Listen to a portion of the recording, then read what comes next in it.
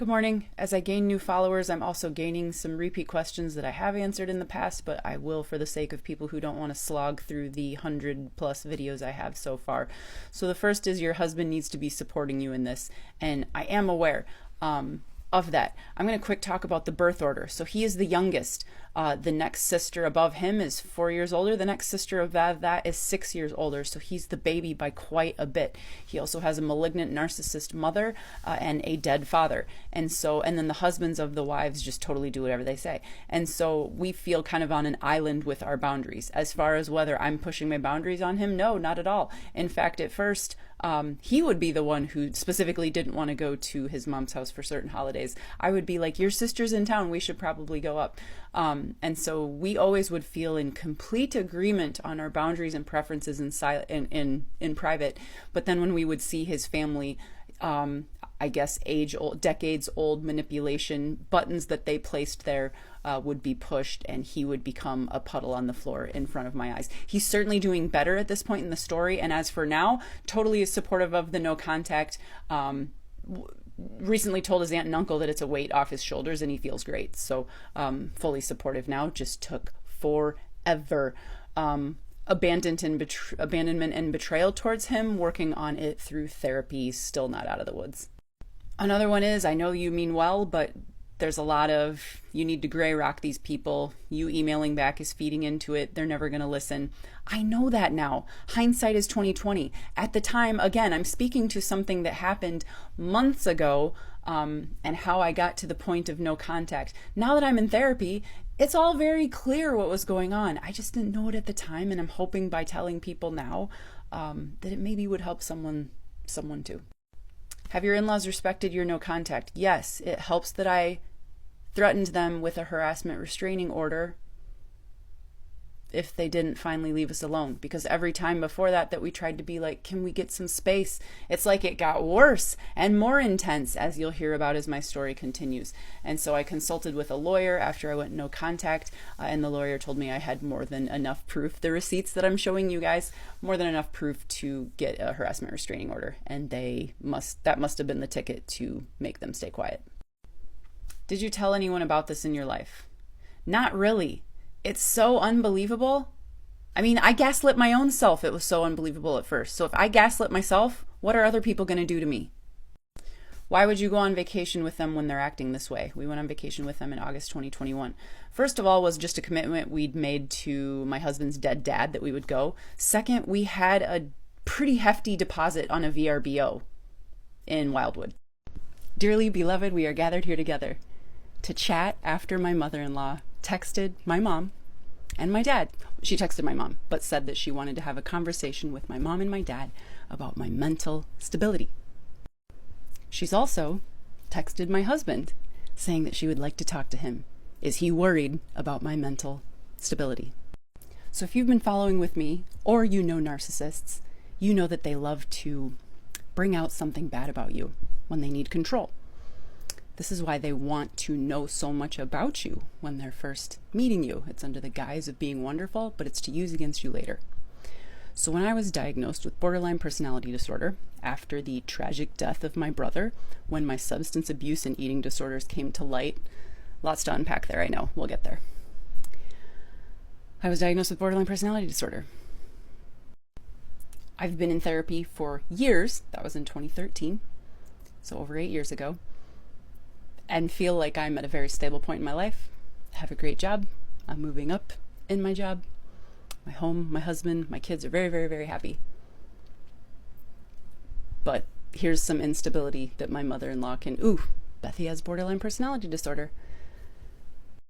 Side note, I'm not saying I don't have borderline personality disorder, but the more that I read and the more that I'm in therapy, the more I'm starting to learn that there's potential that a lot of my borderline personality symptoms, like substance abuse, eating disorder, impulsivity, ADHD, etc., may be because of unresolved childhood trauma that I have repressed / reframed for my entire 38 years. Not saying I don't have BPD, but I'm starting to subscribe to this belief that there may be more to my BPD than just it being a diagnosis of my brain just being haywire for no reason at all. So back to the topic at hand. Walking my dog in the morning after I've dropped my daughters off at school. My phone rings, it's my mom, which is weird. My mom doesn't call me in the morning. And I answer, obviously. And I remember exactly where I was standing. I remember what collar my dog was wearing. I remember what I was wearing when my mom said, Bethy, your mother-in-law just texted me asking to have a conversation with Dad and I about your mental instability. What's going on? And like I said, it just was like such a rush moment of, what? At this point in time, I had actually started telling my mom and sister, opening up more and more to them about what was going on, because even though I wasn't using the word abuse yet, things really did not feel right in my gut. This is wrong. This is wrong. What is going on? So thankfully, Mom didn't call her back, and I tornadoed home to reactive abuse and email. If you've been a Resolute follower, you've noticed that my story started by revealing the narcissistic abuse I've endured for over a decade at the hands of my in-laws. I've also openly talked about my mental health issues and the therapy I'm currently undergoing. In therapy, as I peel apart and dissect the narc abuse, what we're mostly hitting is why I let the abuse continue so long. And the why is because I was raised with abandonment issues, raised in an environment of emotional neglect, raised with the idea of being a people pleaser above all else. Suppress your own feelings if it means making someone else feel better.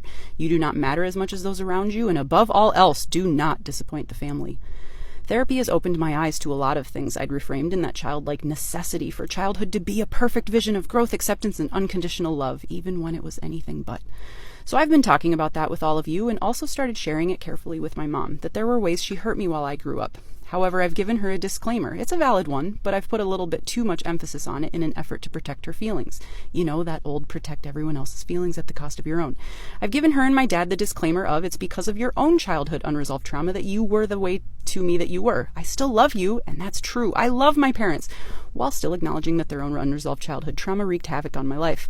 However, where the hypocrisy enters the picture is in how supportive my family was of therapy when it was along the vein of revealing the narc abuse at the hands of my in-laws, but now that therapy is revealing that my upbringing could have not only played a huge part in how long and to what magnitude the narc abuse was allowed to escalate in my life, but my upbringing also is potentially at the root of my myriad of childhood disorder diagnoses and cornucopia of medications, now this is not okay. So yesterday was the first day, almost since I started TikTok, that I haven't posted. I was feeling decades-old pressure of silencing myself so that others around me can be more comfortable. This morning I woke with a clear head because I have not come this far, to only come this far. So to be clear about what happened, last week an aunt texted me that she doesn't agree with my definition of my childhood church being a cult, and that she didn't realize I had such a view of my upbringing. In my aunt's defense, she wasn't there when I could sense as an empath my mom's anger at me in most interactions. She wasn't there when my mom bent me over her knee at age 10, pulled my pants down, and hit me so hard because I didn't vacuum something on my mom's timeline. I blocked my aunt not out of anger, but pretty much to protect her from continued content that I know that she won't like. I texted my aunt saying that obviously I can't block you forever, but I cautioned that I'm talking about things she doesn't agree with, and she should possibly stop listening so she isn't upset further. I reached out to my sister and brother that same day, giving them the heads up that Aunt is upset, and it sounds like things may be about to go down. This brother and sister have been supportive of me in my journey to this point, but are now silent for over 4 days. My parents, who are usually active in texting, are silent. So I've cut off my in-laws because of their narc abuse, and now apparently I'm cut off by my childhood family because I'm digging into the past. All I have is you, dear TikTok family, and you can decide if you believe me enough to stick around, or if this Bethany person, who's crazy enough at this point to have all family members cut off, if this Bethany is the real thorn, the real problem.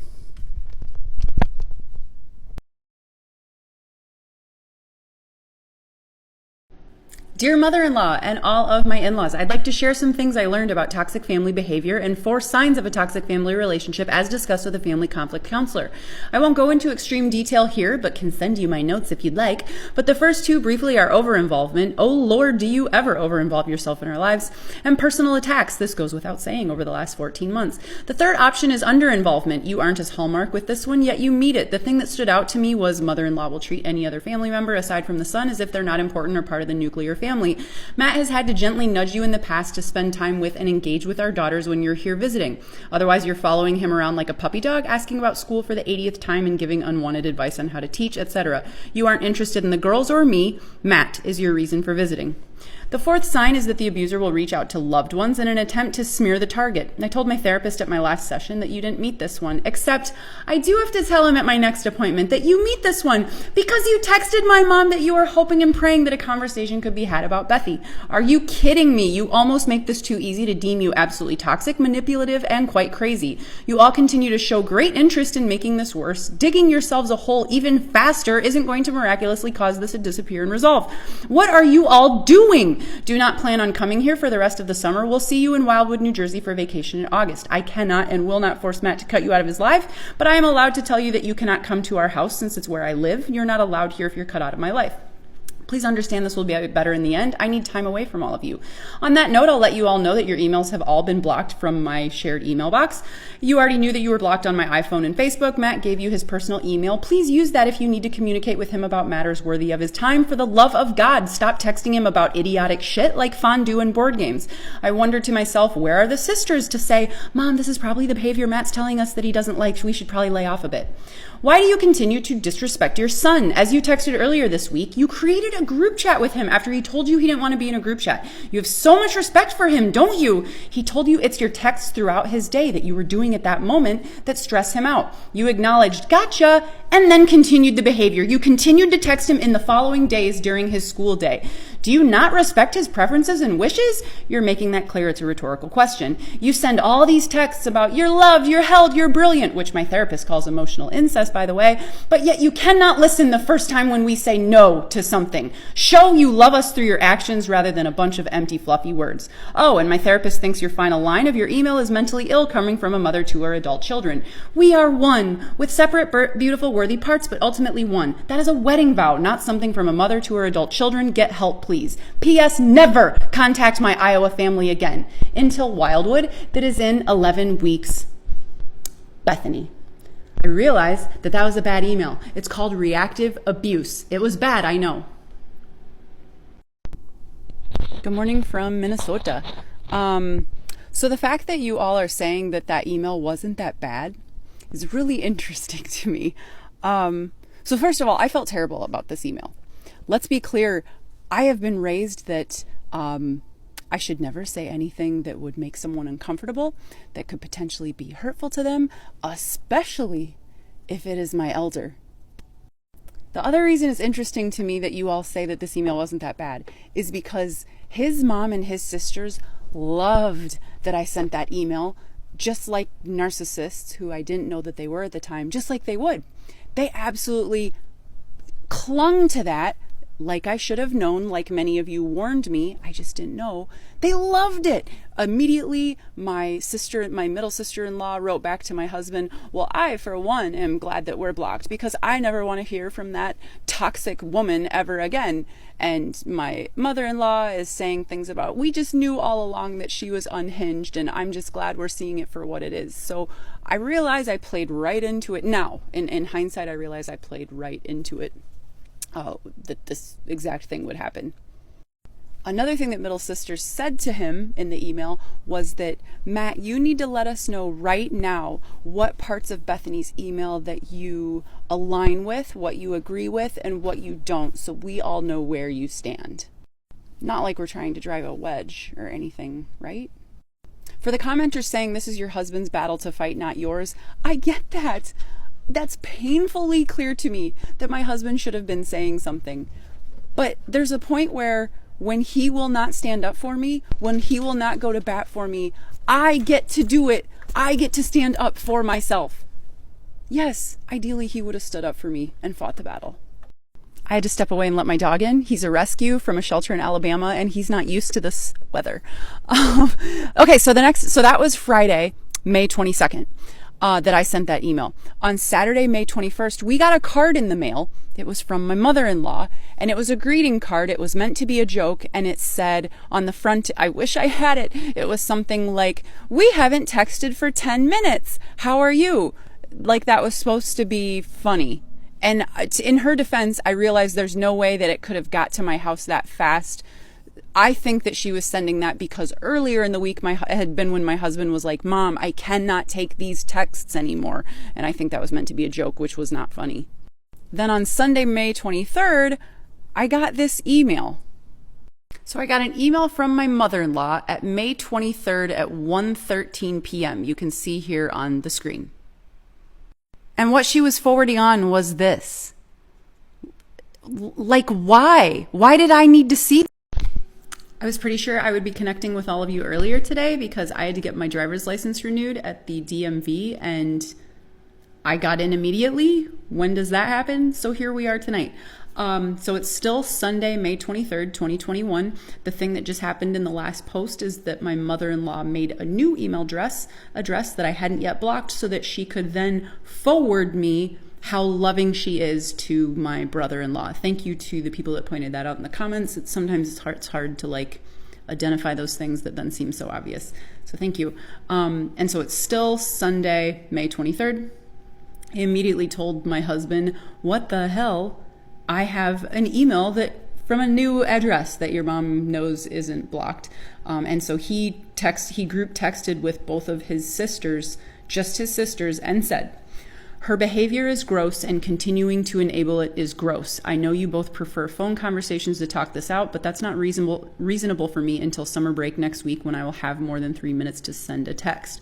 Middle sister says back, why don't you try telling her you don't want any more texts or emails from her? We have. Bethany made that extremely clear, but your initial email said you didn't want one with all the in-laws. She's really trying to like loophole here. Your initial email? Right, but since then I've said, anyway. Personally, when I get a text or email when I'm busy at work, etc., I simply ignore it. And you should too. She didn't say that part, but essentially. And then I respond when I can. Again, I'm hearing a lot about your problems and little about proposed solutions or desire to make things better. Oops, I'm going to skip to the screenshots now. I'm going to try to do these screenshots where I can. Again, I like showing you guys the receipts, if you will, but they do seem to slow down my post uploads or make things difficult. So anyway, I'll show you when I can. So on the left, you see essentially what I just finished off saying, and then in the blue on the left is my husband starting to say, I've proposed a lot of solutions. Since you've grabbed a hold of a couple details, I have no problem with occasional texts. However, I am sick of mom texting 50 things a day, 2 of which will be relevant and important to actual life. I had tried telling mom and all of you how best to email and text, and like I'm continuing to point out, it all gets disregarded.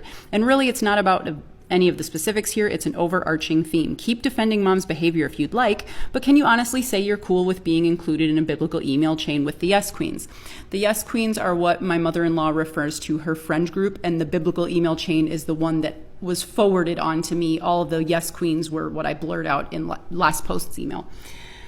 Rhetorical question and tip of the iceberg, battling over small details is just petty. And then on the right, sister-in-law comes back with, you need to use direct communication from you to mom and be very clear on how frequently and to what extent and in what size group chats and what type of emails won't cause you extreme distress. What? It's really all you're going to hear from me until you start communicating directly with us. Hello, everyone. We are still slogging through it. Thanks for being here. If you're a regular follower, let's continue in the journey. It is Tuesday, May 25th. If you're new here, you only have like 110 videos to catch up, so go back and start over. So despite the fact that my husband has 10 days earlier, on May 15th, 2021, emailed his entire family saying that he really wants to take a step back from communication that is not absolutely applicable to our lives, and the fact that just a week earlier he has told his mom that it's scattershot texts throughout his workday about random things, she sends him an email. So here we go. It was sent May 25th at 2:58 p.m. The subject is, I love you, son, with a capital S. This came from your dead dad, even though I don't think dead dads can send messages. That seems really cruel, but she does that a lot where she's like, Dad sent this to me, Dad bought this for you, Dad said this, Dad thought that. And it's like, he's not alive though, to me, so I could pass it on to you. And then has this link here. So originally I was just going to show you guys that she sent this because it's kind of bad enough as is, again, based on all the things I said. But then I clicked on the link just to see what it was. And it was a Lauren Daigle song. And then I Googled what the lyrics were, and it was this. Like, okay, I mean, first of all, we're not devout Christians. And when I say devout, I haven't been to church in any serious manner in like 20 years. Not saying that's good, not saying it's bad, just if she sent it as like a Christian song, we don't go to church. And if she sent this as like emotional incest, then goes without saying how disgusting that is. So then on Thursday, May 27th, mother-in-law texted my husband kind of took us by surprise text. It said, "Are you still planning to share your VRBO in August 2021 at the family vacation to Wildwood, New Jersey with middle sister-in-law and her family?" And it kind of took us aback because yes, all this crazy stuff is going on, but we were like, we've already put a hefty deposit down that we can't get back if we would back out on this place. Little backstory. So when we were planning to go to Wildwood in 2021, I knew that I couldn't stay with mother-in-law and oldest sister-in-law. Not just because of what I'd gone through with them, but I'm not a share the whole family house anyway. I like my bedtime. I like my bubble space at a certain point in the evening. And so I already knew I didn't want to stay with them. So when middle sister-in-law reached out and was like, "Do you guys just want to get a place together, a VRBO in Wildwood, New Jersey?" We were like, "Heck yeah." So I told her, "You pick the place. I'll like whatever." So she picked a place that was on the coast, had a gym, had a pool, was really expensive. But I was like, you know what? Sounds great. If that's what works for you, cool. So it was kind of like crazy to get the, "Are you still planning to stay with them?" Like, yeah, we put a lot of money down on this, a whole lot. Hello, lovely people. So where we left off in my personal story is that the mother-in-law sent the email with the really weird enmeshment emotional incest lyrics, and then 2 days later asked, "Are you sure that you still want to stay in a VRBO with your middle sister-in-law?" And we're like, yeah, why wouldn't we? So then over the weekend, there are a few more like random mentions of, "You probably don't want to still do that, do you?" And it's like, yeah, we do. And already then it's like, okay, we see where this is going, but surely they wouldn't back out on a place that they wanted, that they agreed to and told us to get. Surely they wouldn't do that to us, because that would be a whole level of low. My foreshadowing is too intense sometimes. So on Tuesday, June 1st, husband gets this text. "Matt, I am writing on behalf of both my husband and I, which is why I included him here on this text. We understand that talking about your wife and our family can bring up feelings of conflict, but we are worried that avoiding this conflict until we are all face to face is very unsettling. We are not worried that you will be able to clink a beer. What we are worried about is that Bethany will show up wanting to do battle as she stated and react the way in which she did over several emails and last communications with her family." She got that right. Reactive abuse. "Her tone, words, anger, and lack of respect are not okay in our small family. They can totally do it to me, but I can't do it to them. We believe the things said in her emails are too big to go undiscussed. We are not okay with bringing our girls into that uncertain scenario." But mine could be in the scenario when I was yelled at, insulted, screamed at, and like for 3 hours. So it was okay when that happened to my girls, but okay. "We put a down payment on a living situation that we were okay with at the time, and we no longer feel that way. Again, we respectfully request a conversation to discuss this and clear the air in order to feel comfortable cohabitating. Tone in meeting can be greatly misconstrued with text and emails, so we need to narrow you down and pin you on the phone. If you are unwilling to come to the table about our concerns, we would like our down payment back so we can move forward with another rental." My husband doesn't respond. And the next day he gets a text from, just laughing at a text a friend sent me.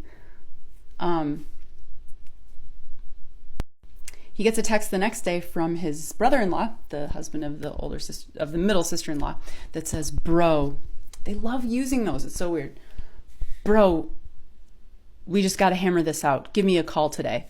Matt responds to the brother-in-law. We're both like, whoa, he's getting involved now? So this triangulation, quite a thing. "Hope you understand, but I'm not having a phone conversation, especially one that doesn't involve stop texting me, my wife." They try to call. Matt doesn't answer. And I'm going to do another part today. I actually had sort of run out of time and I wasn't going to post another one today, even though I said I would. But you all are so engaged and interested, so I will continue. So I don't know about you guys, but this rental was going to be $4,000 in New Jersey. And I'm not, $4,000 in Cabo or something like that. Like, sure.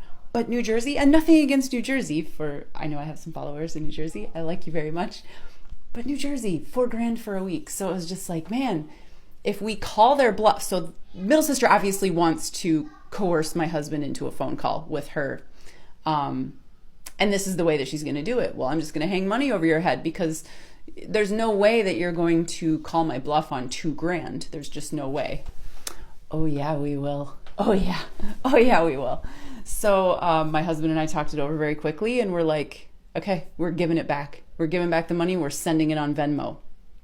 But first, my husband's like, let me draft an email, and I'm going to send the email at the time that you are going to give the money back to her on the Venmo, so that there's no, oh, we didn't mean that. Like, no, we just wanted to blah, blah, blah. So here we go. Hello, everyone. I'm going to keep this brief. Tonight we are returning the middle sister-in-law their deposit money for the condo so they can seek their own accommodations. The money is getting sent back over Venmo as I send this email. We will eat the rest of the cost of the condo ourselves. Deposits are made ahead of time with the risk of life getting in the way, and refunds aren't typically granted on the basis of hurt feelings or being uncomfortable, but I'd rather return the money than get pressured into things I don't want to do.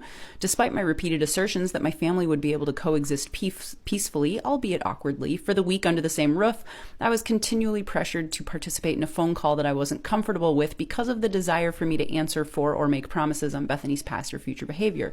You all claim to seek common ground, but that seems to include first dividing me off from my wife. We still plan on showing up, which at this point is a small miracle on our part, but I want to honor our commitment to making this happen in Dad's memory and connecting with the Baltimore friends who drove so far to honor Dad in his dying days. At this point, I really have zero desire in hearing anything more from any of you about the trip until early August. This trip is now going to cost me and my family north of $4,000. It cost us more than $6,000. And we have everything figured out on our end and don't want to hear thoughts on how we might spend our precious vacation time. I will not respond to and will not be and will be leaving any group chats I'm roped into between now and then unless someone has lost a limb and is bleeding out. Remember that part, bleeding out. The next communication you can plan to hear from me will be after I honor my word of going through Mom's monthly and yearly expenses, looking to balance typical expenses and how much blah, blah, blah. Please don't respond to this email and don't text me back for a while. I'm requesting time and space, and anything else will only be inflammatory. Matt. Send.